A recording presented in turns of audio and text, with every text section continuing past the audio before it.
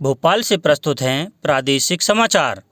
नमस्कार, समाचारों के साथ मैं जितेंद्र रघुवंशी। पहले मुख्य समाचार।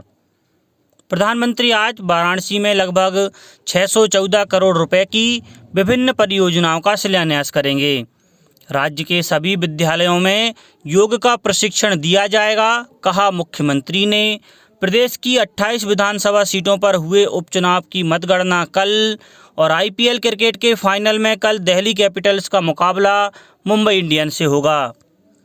अब समाचार विस्तार से। प्रधानमंत्री नरेंद्र मोदी आज सवेरे वीडियो कॉन्फ्रेंस के जरिए अपने संसदीय क्षेत्र वाराणसी में लगभग 614 करोड़ रुपए लागत की विभिन्न परियोजनाओं का शिलान्यास करेंगे। उत्तर प्रदेश के मुख्यमंत्री योगी आदित्यनाथ इस अवसर पर उपस्थित रहेंगे। आयोजन के दौरान प्रधानमंत्री इन परियोजनाओं से लाभान्वित होने वाले लोगों से बातचीत भी करेंगे। उद्घाटन किए जाने वाली 16 परियोजनाओं में सारनाथ ध्वनि और प्रकाश कार्यक्रम भी शामिल हैं।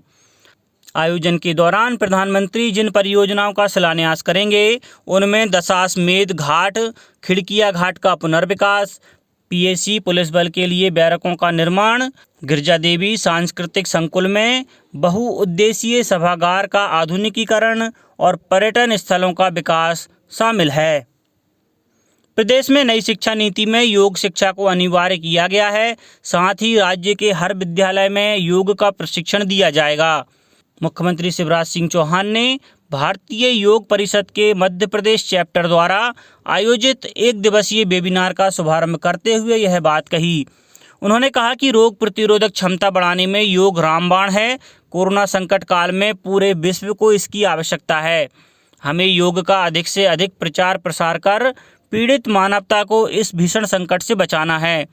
मुख्यमंत्री श्री चौहान ने कहा कि योग को हमारी दिनचर्या का नियमित हिस्सा बनाने की जरूरत है। प्रदेश में मौजूदा त्योहारी सीजन के दौरान मिलावटखोरों और राज्य में नकली खाद्य सामग्री बनाने और बेचने वालों के खिलाफ सघन अभियान चलाया जाएगा। अभियान के तहत नकली और मिलावटी खाद्य पदार्थ बनाने और बेचने वालों के खिलाफ सख्त कार्रवाई भी की जाएगी। केंद्र सरकार ने राज्यों के प्रस्ताव के आधार पर तमिलनाडु, कर्नाटक, महाराष्ट्र, तेलंगाना, गुजरात, हरियाणा, उत्तर प्रदेश, ओडिशा, राजस्थान और आंध्र प्रदेश में मूल्य सहयोग योजना के तहत 45 लाख मीट्रिक टन से अधिक दलहन और तिलहन की खरीद को मंजूरी दी गई है। मंत्रालय ने कहा है कि पंजाब, हरियाणा, राजस्थान, मध्य प्रदेश, तेलंगाना, आंध्र प्रदेश, महाराष्ट्र और गुजरात में न्यूनतम समर्थन मूल्य पर कपास की खरीद भी की जा रही है।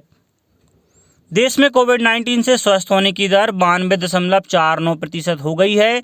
कल 49,000 से अधिक कोविड मरीज ठीक हुए हैं।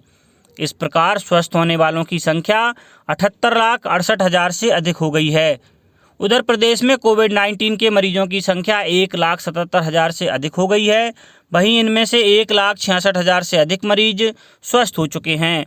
इस तरह सक्रिय प्रकरणों की संख्या घटकर 7,928 रह गई है।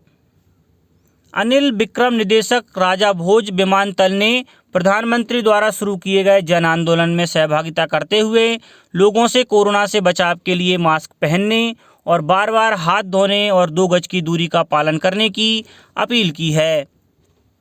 प्रदेश की 28 विधानसभा सीटों पर हुए उपचुनाव की मतगणना कल कड़ी सुरक्षा के बीच होगी। इसके साथ ही इलेक्ट्रॉनिक वोटिंग मशीन में बंद 355 उम्मीदवारों की किस्मत का फैसला कल सामने आ जाएगा। इनमें 14 मंत्री और कई पूर्व मंत्री भी शामिल हैं। मतगणना के दौरान मतगणना स्थलों पर सुरक्षा के कड़े बंदोबस्त किए गए हैं। साथ ही कोविड-19 के संक्रमण से बचाव के उपायों पर विशेष ध्यान दिया गया है। अधिकतर मतगणना स्थलों पर बड़ी स्क्रीन के जरिए मतगणना के प्रत्येक चरण में जानकारी देने की व्यवस्था की जा रही है, जिससे कि मतगणना स्थल पर भीड़ एकत्रित ना हो सके। दूसरी ओर भारतीय जनता पार्टी और कांग्रेस ने अपनी अपनी जीत का दावा किया है। इसके पहले 19 जिलों की विधानसभा सीटों पर वोट डाले गए थे। वहां पर जिला प्रशासन द्वारा मतगणना कर्मियों को वोट की गिनती के लिए प्रशिक्षण दिया जा रहा है। श्रम और रोजगार मंत्रालय ने कहा है कि कर्मचारी राज्य बीमा निगम की अटल बीमित व्यक्ति कल्याण योजना के तहत एफिडेविट फॉर्म के जरिए दावा प्रस्तुत करने की आवश्यकता नहीं है। मंत्रालय ने बयान में कहा कि योजना के लाभार्थियों की प्रतिक्रियाओं को देखते हुए यह छूट दी गई है। मंत्रालय ने कहा कि यदि ऑनलाइन दावा करते समय आवश्यक दस्तावेज अपलोड नहीं किए जा सके हों तो इनके प्रिंटआउट पर हस्ताक्षर कर जमा कराया जा सकता है। कर्मचारी राज्य बीमा निगम ने इस साल अगस्त में अटल बीमित व्यक्ति कल्याण योजना की अवधि 30 जून 2021 तक बढ़ा दी थी। इंदौर जिला प्रशासन ने कल अतिक्रमण हटाने की बड़ी कार्रवाई करते हुए ग्राम जम्बूड़ी हप्सी में नामदेव दास त्यागी कंप्यूटर बाबा द्वारा शासकीय भूमि पर किया गया अतिक्रमण हटाया गया। कंप्यूटर बाबा प्रदेश में राजनीतिक रूप से भी सक्रिय रहे। एसडीएम हातोद शाश्वत शर्मा ने बताया कि अनाधिकृत कब्जा पाए जाने पर राजस्व प्रशासन द्वारा इनके विरुद्ध 2000 रुपये का अर्थदंड लगाते हुए अनाधिकृत कब्जे से बेदखल किए जाने का आदेश पारित किया गया था। शासकीय भूमि से अतिक्रमण नहीं हटाने की स्थिति में प्रशासन द्वारा यह कार्रवाई की गई है। वहीं कार्रवाई में बाधा उत्पन्न किए जाने पर कंप्यूटर बाबा को पुलिस अभिरक्षा में लेते हुए कुल 7 व्यक्तियों को जेल भेजा गया है। एसडीएम ने बताया कि जिला प्रशासन ने जिस जमीन से अतिक्रमण हटाया है उसका मूल्य लगभग 80 करोड़ रुपए है। इस दौरान 315 बोर की एक राइफल और एक एयर गन भी बरामद हुई है। प्रदेश में सर्दी का असर अब बढ़ता जा रहा है। अभी तक केवल रात के तापमान में ही गिरावट दर्ज की जा रही थी, लेकिन कल दिन के तापमान में भी गिरावट दर्ज की गई और अधिकतम 30 डिग्री सेल्सियस से नीचे 29.9 डिग्री पहुंच गया। कल सुबह से राजधानी भोपाल के आसमान में हल्की धुंध छाई रही, इस वजह से तापमान नहीं बढ़ सका। वहीं रात का न्यूनतम तापमान 13.4 डिग्री सेल्सियस रिकॉर्ड किया गया। प्रदेश के रीवा और शहडोल संभागों में सामान्य से काफ़ी कम और सागर, जबलपुर और होशंगाबाद संभागों में सामान्य से कम तापमान रिकॉर्ड किया गया। अब कुछ समाचार खेल जगत से। आईपीएल के 13वें सीजन के दूसरे क्वालिफायर में दिल्ली कैपिटल्स ने सनराइजर्स हैदराबाद को 17 रन से हरा दिया। इसी के साथ दिल्ली ने पहली बार लीग के फाइनल में जगह बनाई है, जहां 10 नवंबर को उसका मुकाबला डिफेंडिंग चैंपियन मुंबई से होगा। अबू धाबी में खेले गए मैच में टॉस जीतकर बैटिंग करते हुए दिल्ली ने 190 रन का टारगेट दिया था। इसके जवाब में हैदराबाद 20 ओवर में 8 विकेट पर 172 रन ही बना सकी। केन विलियमसन ने सबसे ज़्यादा 67 और अब्दुल समद ने 33 रन की पारी खेली। दिल्ली के कगिसो रबाडा ने 4, मार्कस स्टोइनिस ने 3 और अक्षर पटेल ने 1 विकेट लिया। अंत में मुख्य समाचार एक बार फिर।